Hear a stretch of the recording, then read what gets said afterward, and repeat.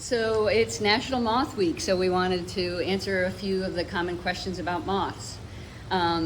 So everybody's kind of aware, that something's a moth or a butterfly, that they're all lumped together in the order called Lepidoptera. We think of them as being very similar, but people always want to know what the major differences are. And moths in general fly at night, and butterflies in general fly in the daytime. There are some differences in this. They also have maybe different feeding habits. And another generalization that isn't always true is that butterflies are very colorful and moths are often very drab. Now there are a few huge, beautiful moths that kind of are the exception to that. But anyway, those are a couple of things that can help you determine between the two.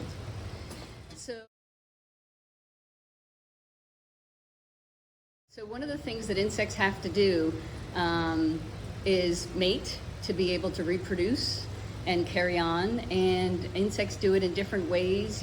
Fireflies find each other through lights. Things like crickets and grasshoppers find each other through noise. Moths and butterflies generally find each other through chemical scents, and we call them pheromones.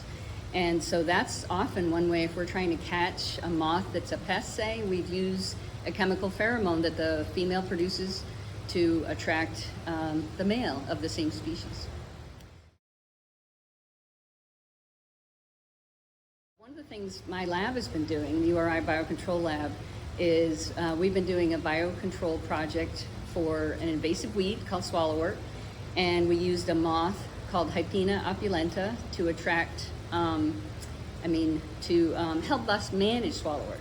And so when we go back to places that we've been working with this moth, if we want to look for it, what we do is called mothing, where we're trying to attract the moth at night.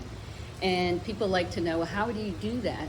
And in general, we just do it with lights. You've probably all experienced how your back porch light at night will attract not just moths, but beetles and other insects. And so that works. We put up a sheet so that we can see them land on it, and we use either a black light or there's a number of different lights that work.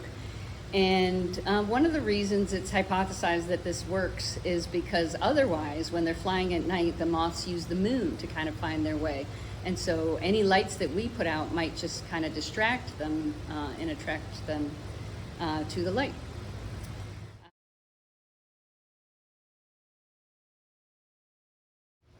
Moths generally do not live very long. It can be a matter of a few days or a few weeks. If some overwinter or they have a slightly different life cycle, it may go into months. But generally it's within like a couple of weeks. And going along with that, they also don't need to eat that much.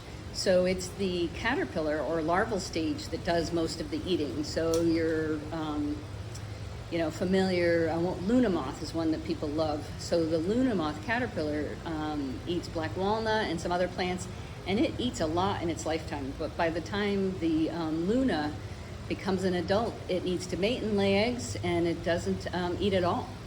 And then others just eat some sort of sugar source like honeydew or rotting fruits, things like that. So again, moths don't need to eat much. Thanks very much, and it's been fun talking about moths during National Moth Week.